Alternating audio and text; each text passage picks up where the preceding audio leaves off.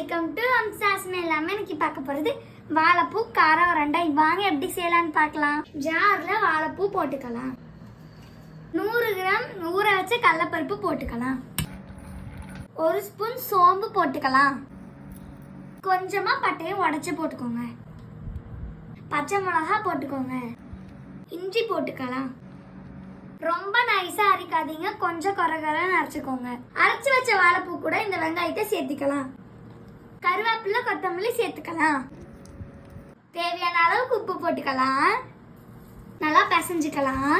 இப்போ இதை சின்ன சின்ன உருண்டையா பிடிச்சி எண்ணெயில பொரிச்சு எடுத்துக்கலாம்.